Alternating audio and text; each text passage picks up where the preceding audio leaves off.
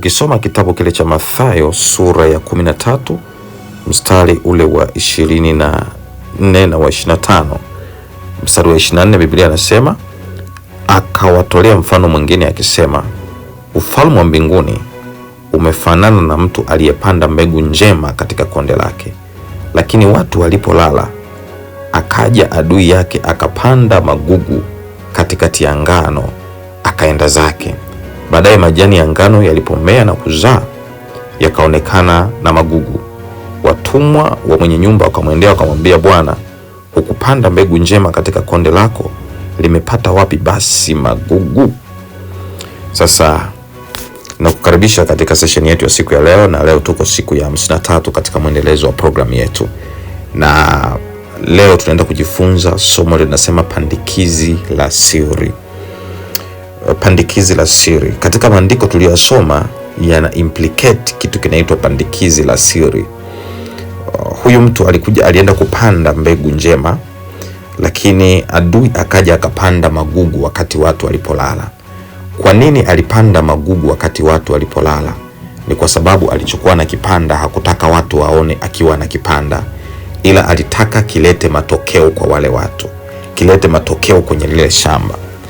Sasa kuna mambo mengi ambayo huwa yanaendelea kwa siri katika maisha yetu. Tungesema huwa yanaendelea in background, huwa yanaendelea in underground. Kwa maana ya kwamba ukitazama kwa macho ya kawaida unaweza usione kwamba kuna vitu vinaendelea, lakini ukienda kwenye jicho la tatu, ukienda kwenye jicho la rohoni, kuna agenda nyingi sana ambazo huwa zinakuwa zinaendelea katika ulimwengu wa roho. Watu wengi katika maisha yao kuna mapandikizi mengi yamepandwa kwa siri, ambayo nyuma ya yale mapandikizi kumeazimiwa uharibifu katika maisha yao, lakini hawajui. Na kwa sababu hawajui, wanaendelea kuishi, na mwisho wa siku wanakuja kukutana na jambo kubwa ambalo linaharibu future yao, linaharibu mustakabali wa maisha yao, linaharibu maisha yao kwa ujumla, lakini chanzo cha hilo jambo limepandikizwa kwa siri pasipo hawa watu kujua. Kuna watu ambao wamesababishiwa magonjwa kwa siri katika ulimwengu wa roho, na mwisho wa siku yamekuja kweli kudhihirika mwilini na kusababisha shida kubwa sana katika maisha yao. Kuna watu ambao wamesababishiwa mauti. Yaani kuna mtu anapandikiza roho ya mauti kwa siri katika ulimwengu wa roho, halafu hiyo mauti ndio ambayo inakuja kusumbua baadaye na kutesa na kuangamiza familia ya watu. Kuna watu ambao wamepandikizwa roho za umasikini kwa siri, na wanajikuta sasa hivi wanaishi maisha ya umasikini, wana strive sana, wanapambana sana, lakini hawaoni matokeo makubwa kwa sababu kuna roho tayari imepandikizwa kwa siri ndani yao na ina operate kwa siri. Lakini huyu mtu hajui, maskini hajui kwamba kuna kitu kinaendelea katika ulimwengu wa roho. Yeye anafikiri pengine jitihada zake hazijafikia kiwango cha kumletea mafanikio, lakini kumbe mafanikio yake yanaharibiwa kwa siri. Ni kama lilivyokuwa hili shamba. Huyu mtu alipanda tu mbegu vizuri, huyu mtu alipanda mbegu njema vizuri kabisa, lakini walipolala adui akaenda akapanda magugu. Kazi ya magugu ni kudhoofisha zao lisiweze kukua. Kazi ya magugu ni kufanya zao lisizae sana. Kazi ya magugu ni kufifisha matokeo ya lile zao jema. Sasa kuna watu ambao walikuwa ni watu wazuri kabisa, na walikuwa na future nzuri kabisa, walikuwa na destiny nzuri kabisa, walikuwa na uwezo wa kufika mbali sana, lakini adui alikuja akapandikiza magugu katika mioyo yao. Kwa hiyo kuna vitu ambavyo vinaendelea kuoperate ndani yao, lakini wao hawajui kwamba kuna vitu vinawazuia. Kila wakijaribu kunyanyuka wanashindwa, kwa sababu kuna vitu viko nyuma ya pazia vinavyowazuia, na wao hawajui. Adui amekuja wakati walipojisahau, amepandikiza pando la siri, na hawa watu hawajui. Kwa hiyo wanaendelea kupambana, wakati huo kuna watu wanawarudisha nyuma katika ulimwengu wa roho. Leo nimetumwa nikutangazie kwamba wakati wa jambo lako lililokuwa linakutesa kwa siri kufichuka umefika sasa, na kuanzia leo hakuna kitu chochote ambacho kitaanza kuoperate underground tena. Hakuna kitu chochote kitakachoendelea kuoperate behind the scene yako, katika jina la Yesu Kristo, mwana wa Mungu aliye hai. Sasa pandikizi la siri ni kitu chochote kibaya ambacho adui huwa anaingiza kwa hila katika maisha ya mtu ili baadaye kiweze kutoa matokeo mabaya. Pandikizi la siri linaweza kuwa ni chuki, linaweza kuwa ni dhambi, linaweza kuwa ni hofu, linaweza kuwa ni laana, linaweza kuwa ni uchawi, linaweza kuwa ni mahusiano mabaya, linaweza likawa ni maneno mabaya, mafundisho ya uongo, vifungo mbalimbali vya kiroho. Hayo yote ni mapandikizi ya siri. Sasa kwenye andiko tulilolisoma, Biblia inasema huyu mtu alienda kupanda mbegu njema katika bonde lake. Sasa kuna vitu vya kujifunza kwenye hili andiko. Kitu cha kwanza, kuna huyo mtu ambaye anaweza kawa ni wewe au mimi. Alienda kupanda mbegu njema, maana yake alienda kuwekeza kwenye eneo fulani, au alikuwa na mission ya kufanya jambo fulani katika konde. Maana yake ni eneo ambalo mazao hustawi. Kule kwetu vijijini, kondeni ni maeneo ambapo kunakuwa na udongo ambao kwanza una maji ya kutosha, lakini pili unakuwa na rutuba. Kwa hiyo it's obvious kwamba ukipanda zao lolote ni rahisi sana kumea na kustawi na kuwa na matokeo makubwa.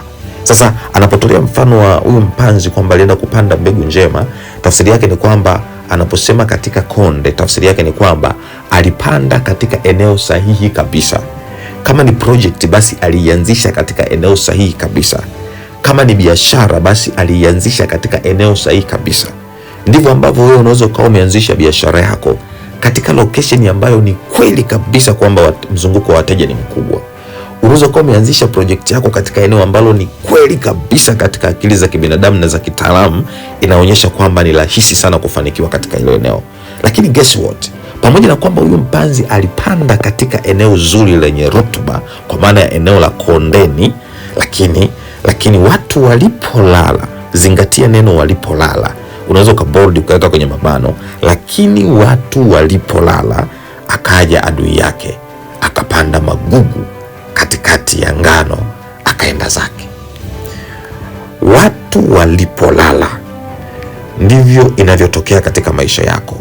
Pale unapolala, pale unapojisahau, pale unapoacha ibada, pale unapoacha maombi, pale unapoacha kuomba, pale unapoacha utumishi, pale unapoacha kumtafuta Mungu, pale unapoacha kuombea baraka yako, ndipo shetani hupandikiza pando la siri, huweka pandikizi la siri ambalo kazi yake ni kuharibu kile ambacho umekipanda. Kuna watu wengi ambao walianza vizuri, Mungu aliwabariki akawapatia kitu, lakini wakajisahau, wakabweteka na kile kitu, wakaacha kuendelea kumtafuta Mungu. Na walipoacha kuendelea kumtafuta Mungu, ndipo shetani akaja akapandikiza pando la siri, na matokeo yake ni kwamba kile ambacho walikipata sasa kimegeuka kuwa laana kwao. Kile ambacho walikipata kimegeuka kuwa laana na mikosi, maana hawaoni faida tena ya kile walichonacho. Kuna mwingine alimuomba Mungu kwa miaka mingi ampatie ujauzito. Sasa alivyoshika tu ujauzito akaacha na kuomba. Tafsiri yake ni kwamba shetani akaja baadaye akapanda kiza magugu katikati ya ile mimba, na mwisho wa siku inamtesa, na wakati mwingine pia hata future ya mtoto atakayezaliwa iko hatarini, kwa sababu kilichopatikana kwa maombi huwa kinalindwa kwa maombi. Nataka nirudie tena, chochote kilichopatikana kwa maombi huwa kinalindwa kwa maombi. Kwa unapozungumzia kwa habari ya pandikizi la siri, ni kitu chochote ambacho kinapandwa wakati wewe umejisahau, wakati wewe unafikiri kuna amani, ndipo shetani anakuja kupandikiza kitu kibaya ambacho kinasababisha mateso katika maisha yako. Leo tunaenda kung'oa mapandikizi ya siri katika jina la Yesu.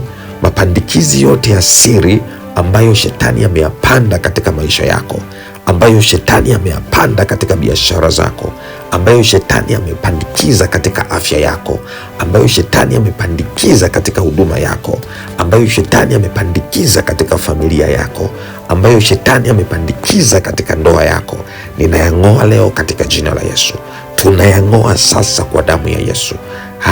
Tunayang'oa katika jina la Yesu.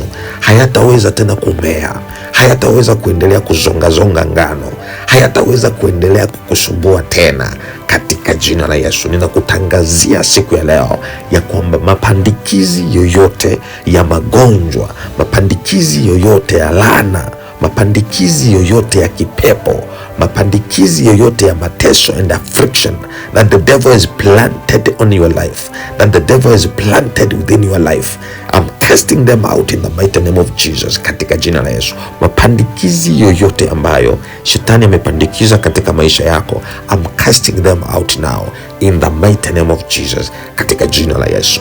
Na kutangazia uhuru kuanzia sasa katika jina la Yesu. Na siku yako imebarikiwa katika jina la Yesu Kristo. Siku yako imebarikiwa na kutuma ukabarikiwe, na mapandikizi yote yaliyopandwa wakati umelala nimeang'oa kwa mamlaka ya jina la Yesu.